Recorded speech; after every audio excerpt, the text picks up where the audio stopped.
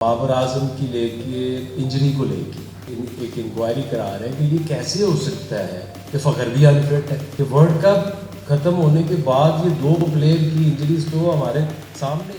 ভারতের শিরোপা জয়ের মধ্য দিয়ে আইসিসি টি-20 বিশ্বকাপ শেষ হয়েছে প্রায় সপ্তাহখানেক আগে। তবে পাকিস্তানের বিশ্বকাপ অভিযান শেষ হয় আরও আগে, গত 28 ফেব্রুয়ারি সুপার 8-এ। টুর্নামেন্টটিতে এখনও তাদের পারফরমেন্স নিয়ে আলোচনা শেষ হয়নি। এরই মাঝে শোনা যাচ্ছে বিশ্বকাপে চোট লুকিয়ে খেলেছেন পাকিস্তানের দুই সিনিয়র তারকা বাবর আজম ও ফখর জামান, যে কারণে বিষয়টি অনুসন্ধানের দাবি জানিয়েছেন প্রধান নির্বাচক আকিব জাভেদ। বাংলাদেশের মাটিতে বর্তমানে ওয়ানডে সিরিজ খেলছে পাকিস্তান। ইতিমধ্যে দুই ম্যাচ শেষ, যেখানে পাকিস্তান বাবর ফখর সহ বেশ কয়েকজন সিনিয়রকে ছাড়াই এসেছে। স্কোয়াডে অনভিষিক্ত 6 ক্রিকেটার ডাক পান। সেই প্রসঙ্গের পাশাপাশি বাবর ফখরের ইনজুরি নিয়ে বিশ্বকাপ খেলার অভিযোগ নিয়েও সংবাদ সম্মেলনে কথা বলেছেন পাকিস্তানের নির্বাচকরা, যেখানে আকিবের নেতৃত্বাধীন প্যানেলের সহ নির্বাচক মিসবাউল হক, সরফরাজ আহমেদ ও আসাদ শফিক উপস্থিত ছিলেন।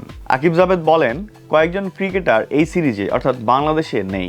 বিশ্বকাপ থেকে ফেরার পর বাবর আজমের ইনজুরি নিয়ে উদ্বেগ আছে। আমাদের চিকিৎসক তাকে পরীক্ষা করেছে।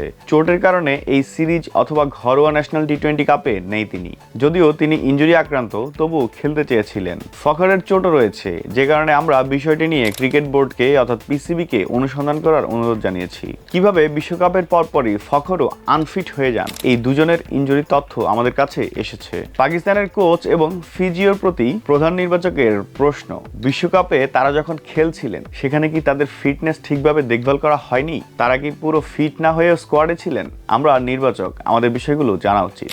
वर्ल्ड कप खत्म होने के बाद ये दो प्लेयर की इंजरीज तो हमारे सामने है। যখন আপনি বিশ্বকাপ খেলতে যাবেন, সেখানে যে কোনো স্বাস্থ্যগত বিষয় আমাদের প্রধান কোচ ফিজিও আছেন, ফলে আপডেট দেয়া এবং বিষয়গুলো আমাদের জানানোর দরকার ছিল।